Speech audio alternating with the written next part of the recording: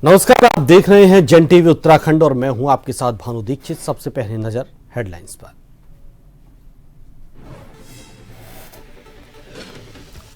आदिगढ़ के ननिहाल कनखल में धूमधाम से मनाई गई गणेश चतुर्थी। दक्ष प्रजापति मंदिर में हुए विशेष कार्यक्रम। उत्तराखंड में कई मंदिरों में धूमधाम से मनाया गया जन्मोत्सव।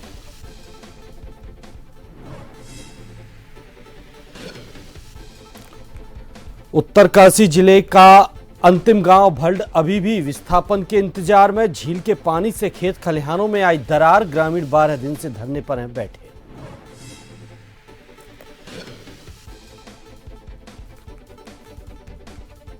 पहाड़ों पर लगातार बारिश से बिगड़ते जा रहे हालात। बद्रीनाथ राष्ट्रीय राजमार्ग फिर अवरुद्ध। नीति मलारी नेशनल हाईवे पर बंद, वाहनों की लगी कतारें।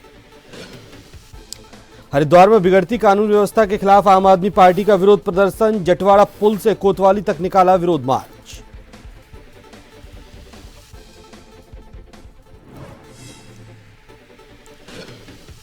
उत्तराखंड की नेपाल सीमा पर बीएसएफ की बड़ी कार्रवाई। 40 कारतूसों के साथ 2 लोग गिरफ्तार। चेकिंग के दौरान संदिग्ध गतिविधि लगने पर पकड़ा।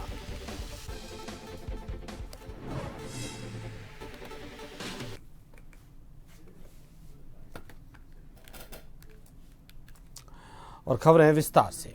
राज्यपाल लेफ्टिनेंट जनरल गुरमीत सिंह ने शुक्रवार को राजभवन में निजी विश्वविद्यालयों की कुलपतियों के साथ बैठक की। उन्होंने सभी निजी एवं राजकीय विश्वविद्यालयों के आपसी समन्वय पर जोर देते हुए कहा कि विश्वविद्यालयों को एक दूसरे के प्रतिस्पर्धी होने के बजाय एक दूसरे की उपलब्धियों से प्रेरणा लेने की जरूरत है।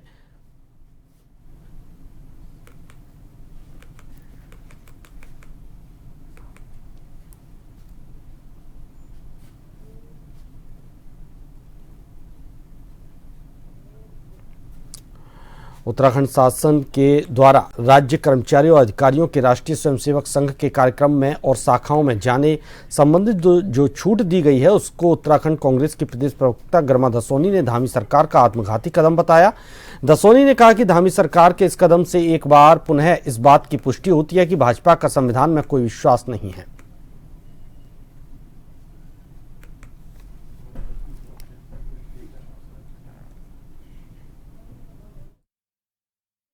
कर्मचारियों के लिए एक नियमावली होती है कि वो राजनीतिक दलों के कार्यक्रमों में शिरकत नहीं कर सकते। अब कहीं ना कहीं या तो भारतीय जनता पार्टी की आंखों पे पट्टी है या वो जनता की आंखों में धूल झोंक रही है, ये समझ से परे है। क्योंकि आरएसएस कितना भी अपने आप को सामाजिक संगठन कहता रहे, लेकिन सच्चाई ये है और वो सबके सामने है कि वो राजनीति में पूरा अंदर तक घुसा हुआ है। कुछ ऐसे इम्पॉर्टेंट नियुक्तियां हैं जो आरएसएस के लोगों को दी जा चुकी हैं और अब देश के अंदर धीरे धीरे वो पैर पसारते चले जा रहे हैं। हरिद्वार दौरे पर रहे शहरी विकास मंत्री प्रेमचंद अग्रवाल ने एचआरडीए द्वारा बनाए जा रहे स्पोर्ट्स कॉम्प्लेक्स और स्पोर्ट्स स्टेडियम का निरीक्षण किया। निरीक्षण के दौरान हरिद्वार रुड़की के विकास प्राधिकरण के उपाध्यक्ष अंशुल सिंह समेत तमाम अधिकारी मौजूद रहे। एचआरडीए के वीसी ने मंत्री को स्पोर्ट्स स्टेडियम और स्पोर्ट्स कॉम्प्लेक्स की विशेषताओं के बारे में बताया।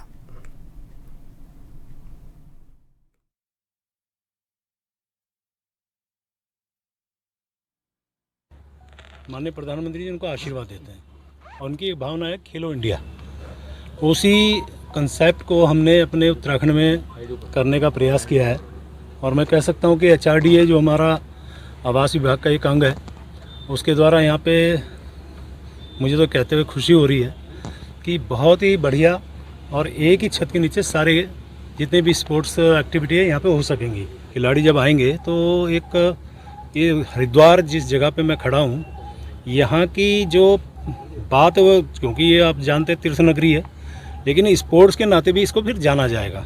तो मैं एचआरडी को बहुत साधुवाद दे रहा हूँ। अभी लगभग 1 महीना और बाकी है, जिसके बाद ये इसका लुक सामने आएगा। कांग्रेस नेता गणेश गोदियाल शनिवार को थराली पहुंचे, जहां कांग्रेस कार्यकर्ताओं ने उनका जोरदार स्वागत किया। यहां ब्लॉक कांग्रेस कार्यालय में पत्रकार वार्ता के दौरान उन्होंने सरकार पर जमकर निशाना साधा। कांग्रेस नेता गोदियाल ने उत्तराखंड सरकार को घेरते हुए कहा कि सरकार की विफलता है कि जो अब तक भी सरकार थराली विधानसभा के रतगांव को मुख्यधारा से नहीं जोड़ सकी।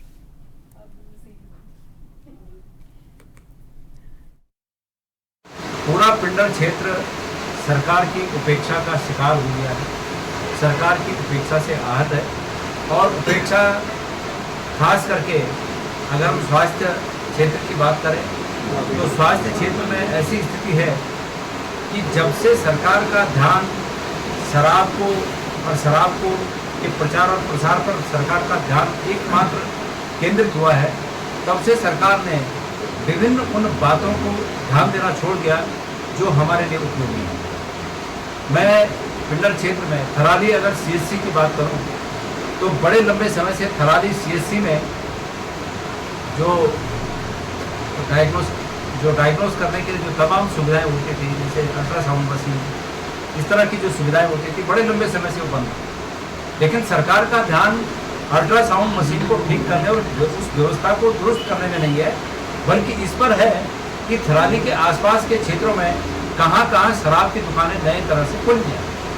सरकार की प्राथमिकता शराब की दुकानें खोलना हो गया, जबकि सरकार की प्राथमिकता इस क्षेत्र में स्वास्थ्य सुविधाओं को बढ़ाने में होना चाहिए था।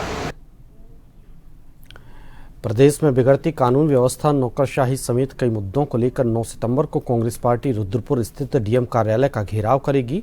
इस कार्यक्रम को लेकर नेता प्रतिपक्ष यशपाल आर्य ने नैनीताल जिले के सभी ब्लॉक अध्यक्षों के साथ बैठक भी की, जिसमें पूर्व कैबिनेट मंत्री हरीशचंद्र दुर्गपाल, पूर्व विधायक रंजीत रावत समेत बड़ी संख्या में कांग्रेस के नेता मौजूद रहे।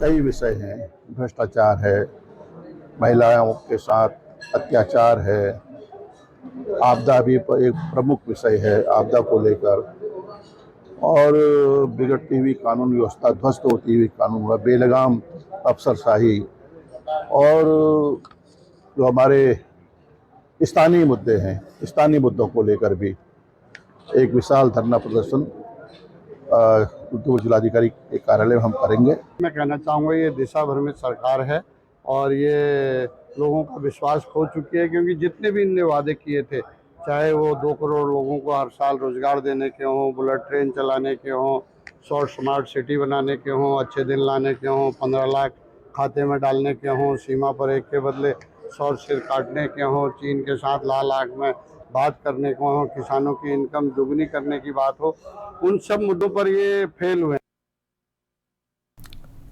हरिद्वार में बिगड़ती कानून व्यवस्था को लेकर आम आदमी पार्टी ने सड़कों पर उतरकर अपना विरोध दर्ज कराया। पार्टी कार्यकर्ताओं ने जटवाड़ा पुल से कोतवाली ज्वालापुर तक विरोध मार्च निकाला। इस दौरान आप नेताओं ने प्रदेश में अपराध की बढ़ती घटनाओं पर चिंता व्यक्त की और पुलिस व्यवस्था में सुधार की मांग की। आपके जिला अध्यक्ष संजय सैनी ने कहा कि प्रदेश में आए दिन हो रही अपराध की घटनाओं से जनता में भय का माहौल है। उन्होंने लोकायुक्त की नियुक्ति और पुलिस व्यवस्था को दुरुस्त करने की मांग की।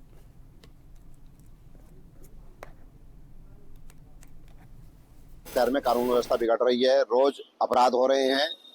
1 तारीख को शहर के बीचों बीच रानीपुर मोड़ पे जो अपना पौष इलाका है और जहां से मात्र 200 मीटर की दूरी पर पुलिस पिकेट है, वहां पे बिना कोई मास्क लगाए डकैतों ने खुलेआम डकैती डाली है।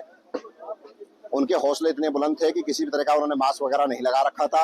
हरिद्वार की पुलिस का बिल्कुल भी उनको खौफ नहीं था।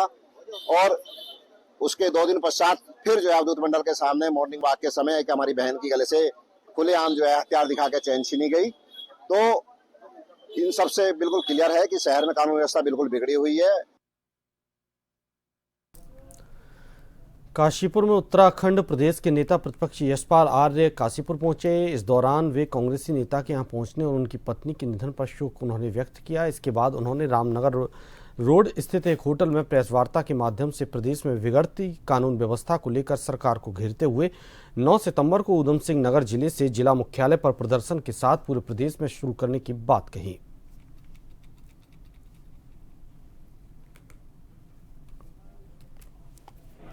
पुल ढह रहे हैं, सड़कें टूट रही हैं, लेकिन सरकार खामोश है, कोई एक्शन नहीं ले सकती है, कोई कार्रवाई नहीं होती है। आपदा से पूरा प्रदेश प्रभावित है, भारी नुकसान हुआ है, लेकिन आपदा के मानक क्या है, मुआवजा किसको मिल रहा है, तमाम अनगिनत प्रश्न हैं। इन्हीं प्रश्नों को लेकर 9 सितंबर को जिलाधिकारी कार्यालय हम प्रदर्शन करने जा रहे हैं, घेराव करने जा रहे हैं, सरकार को चेताना चाहते हैं, लेकिन सरकार सुनने को तैयार नहीं है। सरकार अंधी बहरी गूंगी सरकार। जिलाधिकारी हिमांशु खुराना का शासन में मुख्य कार्यकारी अधिकारी PMGSY और सचिव सेवा का अधिकार आयुक्त के पद पर स्थानांतरण होने के बाद शनिवार को जिला कार्यालय में राजस्व विभाग सहित तमाम जिला स्तरीय अधिकारियों और कार्मिकों ने उन्हें भावभीनी विदाई दी। जिलाधिकारी हिमांशु खुराना ने सीमांत जनपद चमोली में 3 साल 1 माह 7 दिनों के लंबे समय तक अपनी बहुमूल्य सेवाएं दी। विदाई समारोह में मौजूद अधिकारियों ने जिलाधिकारी के कार्यों की सराहना करते हुए उन्हें एक कुशल प्रशासक और सीमांत जनपद चमोली में उनके कार्यकाल को स्वर्णिम बताया।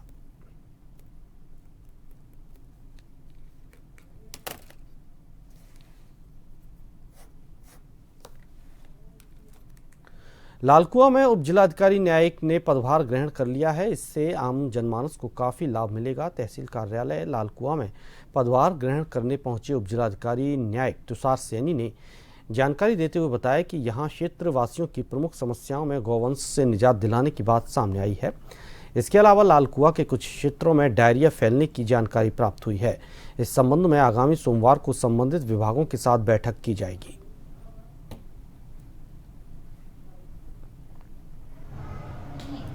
कर लिया है और कोशिश यही रहेगी कि जो लालकुआं के क्षेत्रवासियों की जो समस्या है उसका निस्तारण लालकुआं तहसील से ही हो और उनको कहीं बाहर ना जाना पड़े। और इसके अतिरिक्त जो है प्राथमिकता वो ये रहेगी कि जो न्यायिक कार्य है उसमें हम तेज गति से उसका निस्तारण करें। जो पुराने मामले हैं काफ़ी दिनों से पेंडिंग हैं उनको पहली प्राथमिकता दी जाएगी, उनको सॉल्व करने का प्रयास पहले किया जाएगा।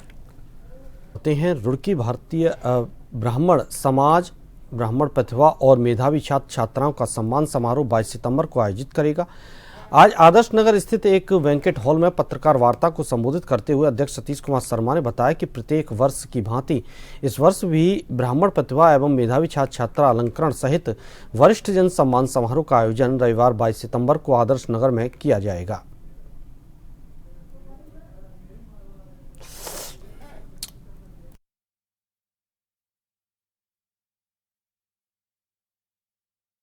जो बच्चों का प्रतिभा अलंकरण समारोह एवं जो बुजुर्ग हैं हमारे समाज के उनका सम्मान समारोह किया जाता है। उसी के उपलक्ष्य में आज ये प्रेस वार्ता रखी गई है।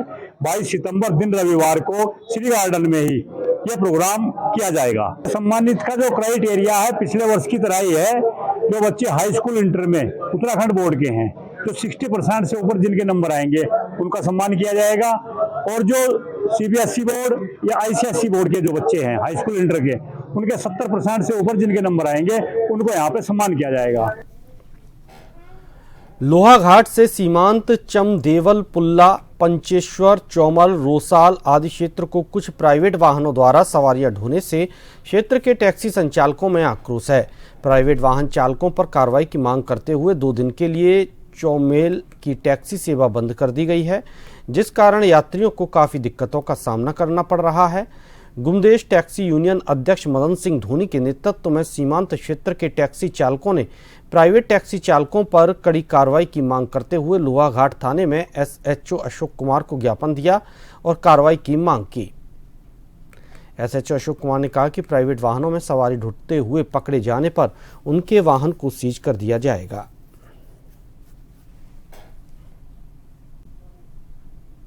प्राइवेट वाहन जो हमारी सवारी को ढो रहे हैं वो हमारी सवारी ने ढोए हैं, चाहे कर्मचारी वर्ग हो चाहे हमारे प्राइवेट वाहन वाले भाई लोग हो, क्योंकि इससे हमारे व्यापार में बहुत ज़्यादा फर्क पड़ा है। हम लोग यहाँ टैक्सी जो पेड कर रहे हैं, जो टैक्स पेड कर रहे हैं, उससे हमारे जो है तो हमें नुकसान हो रहा है। तो पुलिस से मांग कर रहे हैं कि हम उसमें उनमें कड़ी कार्रवाई की जाए। कोई कार्रवाई नहीं हुई है, अब देखेंगे तब देखेंगे ही में, मतलब ना अभी तक कोई कार्रवाई नहीं है प्राइवेट वाहनों पर। लालकुआ की बंगाली कॉलोनी में फैल रहे डायरिया को लेकर स्वास्थ्य महकमा तत्काल अलर्ट मोड पर आ गया है। बीते दिन स्वास्थ्य विभाग ने चिकित्सकीय अभियान चलाया था, जिसमें 2 दर्जन से ज्यादा लोग डायरिया से संक्रमित पाए गए थे।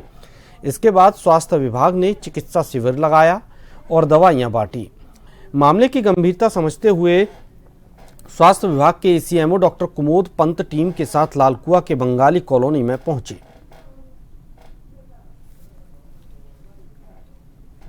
कि सबसे पहले तो हमारे यहाँ पीएचसी मोटा हल्दू है, सारी डायरेक्शंस वहाँ पहुँचती हैं और जो भी पेशेंट आ रहे हैं, बहुत पेशेंट तो नहीं है, मैंने भी देखा अभी यहाँ पे से हमारे लालकुआं अस्पताल में भी 4 ही पेशेंट इंडोर हैं, वो भी बहुत सीरियस नहीं है, सिंपल डायरिया है। और यहाँ पे हम लोग कल भी हमने कैंप लगाया था, बहुत पेशेंट रजिस्टर्ड नहीं थे, आज भी ये 4-5 ही हैं जो कि नॉर्मल है, कोई ऐसा आउटब्रेक तो मेरे को लग नहीं रहा है, लेकिन बाकी हम लोग लगे हुए हैं, जैसे भी जिस हिसाब से होगा फिर उस हिसाब से कार्रवाई की जाएगी। टीम को अलर्ट मोड में रखा गया है। हाँ, वितरण सारी दवाइयाँ अवेलेबल हैं, है ना। जो ओरल दवाइयाँ हैं वो तो हम यहीं से डिस्ट्रीब्यूट करेंगे, बाकी जो सीरियस लगेगा उसको अस्पताल में ले आके वहाँ पे उसका ये पानी के वजह से है, इन्फेक्टेड वाटर हो गया या आपने गलत कोई खान पान में हो गया, उसमें इन्फेक्शन है, उसका कारण मेनली अभी हमने वाटर सैंपल ले रहे हैं, हम लोग स्टूल सैंपल ही भेजेंगे, बाकी आगे रिपोर्ट आएगी तो पता चलेगा।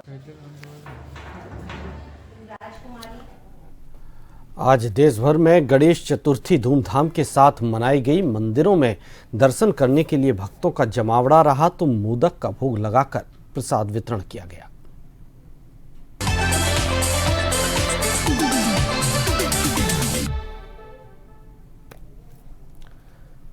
आदि गणेश का ननिहाल कहे जाने वाले धर्मनगरी हरिद्वार के कनखल में भी श्री गणेश चतुर्थी धूमधाम से मनाई गई। यहाँ के दक्ष प्रजापति मंदिर में भगवान गणेश की भव्य प्रतिमा वैदिक मंत्रोच्चारण के बीच पूरे विधि विधान से स्थापित की गई। पुराणों के अनुसार कनखल माता सती का मायका और देवों के देव महादेव की ससुराल है, इसलिए मान्यता है कि भगवान गणेश का ये ननिहाल है।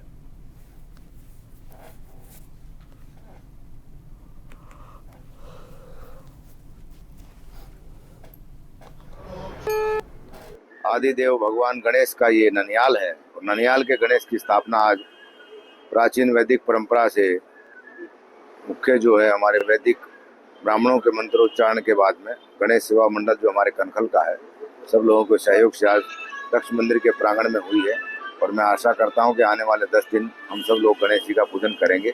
उत्तराखंड और भारत के लिए गणेश जी का आशीर्वाद हमेशा बना रहेगा, क्योंकि भगवान गणेश जी एक ऐसे देवता हैं जिनका हमारे यहाँ पूजा पद्धति में प्रथम पूजन होता है। रामनगर में आज गणेश चतुर्थी की धूम पर पूजा अर्चना के साथ धूमधाम के साथ घरों में गणपति विराजे। घरों में भी गणेश भगवान की स्थापना कर सुंदर झांकियां सजाई गईं। रामनगर में भी पूरे हर्षोल्लास के साथ गणपति महाराज विराजमान हो चुके हैं। 10 वर्षों से भी ज़्यादा गणपति महाराज को अपने घर में विराजमान करने वाले अशोक गुप्ता कहते हैं कि वो विगत कई वर्षों से गणपति जी महाराज को अपने घरों में विराजमान कर रहे हैं। आज चतुर्दशी के दिन पर क्या कहते हैं गणेश जी की स्थापना करके रोज 5 दिन तक हवन पूजन चलेगा और इसी उत्साह के साथ क्या कहते हैं 5 दिन बाद हवन पूजन के साथ इनका विसर्जन किया जाएगा और रोज भजन कीर्तन चलेंगे। इसी तरीके से हम गत वर्षों से इनका पूजन करते आ रहे हैं, विसर्जन करते आ रहे हैं। बहुत खुशी का माहौल है और सब झूमझाम के इसे गाते बजाते हैं।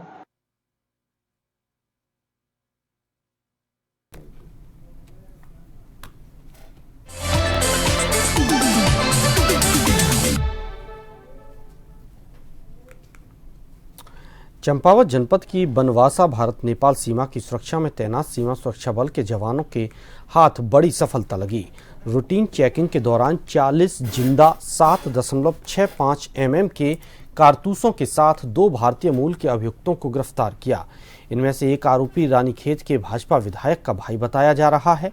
घटनाक्रम शुक्रवार देर शाम की है, जब बनवासा भारत नेपाल बॉर्डर पर तैनात सीमा सुरक्षा बल की 57 वाहिनी के जवानों द्वारा सीमा से आवागमन करने वाले यात्रियों की गहन चेकिंग की जा रही थी।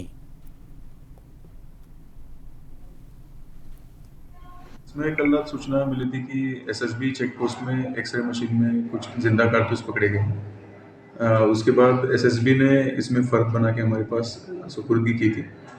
जिंदा कारतूस मैं अभियुक्त, उसमें पुलिस ने मुकदमा पंजीकृत किया हुआ है और आगे की वैधानिक कार्रवाई जारी है।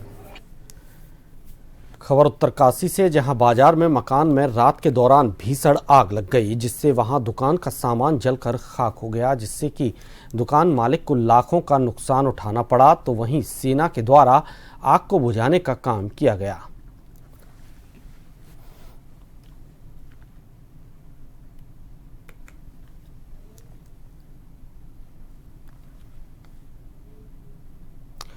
भल्ड गांव में झील के पानी से खेत खलियानों में दरार आ चुकी है और निकट भविष्य के लिए खतरा है। ग्रामीणों के द्वारा शासन प्रशासन को पत्राचार के माध्यम से अवगत करवाया गया। झील का पानी बढ़ता जा रहा है। झील के किनारे ही पिछले 12 दिनों से ग्रामीण अनिश्चितकालीन धरने पर बैठे हैं। धरना स्थल पर एसडीएम उत्तरकाशी ने ग्रामीणों को समझाने की कोशिश की, लेकिन ग्रामीण नहीं माने और अपना धरना प्रदर्शन जारी रखा।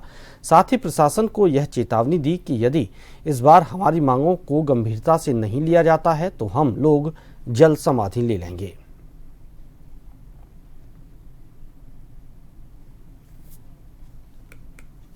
12 दिनों से हम यहाँ पे अनिश्चितकालीन धरने पे बैठे हुए हैं और ग्राम सभा भड़गांव के विस्थापन की मांग को लेकर हम यहाँ पे धरने पे बैठे हुए हैं। और सभी ग्रामीणों का कहना ये है कि इस बार हम आर और पार की लड़ाई लड़ रहे हैं। जब तक हमारा गांव विस्थापित नहीं हो जाता तब तक हमारा अनिश्चितकालीन धरना भी जारी रहेगा। और जैसे कि आप देख ही रहे हैं कि यहाँ पे टिहरी झील का जो जलस्तर है वो लगातार बढ़ रहा है और कल तक संभवतः यहाँ पे धरना स्थल पे टिहरी झील का जलस्तर आ जाएगा और जिसके कारण यहाँ पे सभी ग्रामवासी जल समाधि हेतु बाध्य होंगे अगर हमारी मांगों पे सकारात्मक कुछ निर्णय नहीं लिया गया। तो देख सकते हैं आप लोग यहाँ पे हमारे बुजुर्ग लोग कितनी परेशानी है। बहुत 2006 से जब से ये पानी टिहरी झील से उन लोगों ने बंद किया है तब से बहुत दिक्कतें हो रही है यहाँ पे। और पिछले साल भी हम इसी धरने में बैठे थे सर, तो पिछले साल भी उन लोगों ने हमें 15 दिन का वो दिया था कि आश्वासन दिया था कि हम 15 दिन में तुम्हारे लिए वो पूरा तुम्हें विस्थापित कर देंगे। पर उसके बाद भी जब हम लोग यहाँ से गए तो उसके बाद कोई निर्णय नहीं हुआ। उन लोगों ने हमें बुलाया, हम बार बार गए उनके बुलाने पे, उस समय भी उन लोगों ने हमें कोई उसका जानकारी नहीं दिया। नीति मलारी राष्ट्रीय राजमार्ग लाता गांव के पास से पिछले 24 घंटे से अधिक समय से बाधित है। पहाड़ियों से पत्थर के बोल्डर के साथ मिट्टी का मलबा लगातार आ रहा है, तो वहीं जान हथेली पर रखकर स्थानीय ग्रामीण आवाजाही कर रहे हैं। राष्ट्रीय राजमार्ग नीति मलारी हाईवे को खोलने में काफी समय लग सकता है। संबंधित विभाग की मशीन घटनास्थल पर पहुंच गई। वहीं नीति मलारी राष्ट्रीय राजमार्ग लाता गांव के पास में बारिश होने से कई गांव का संपर्क भी पूरी तरह से टूट गया है।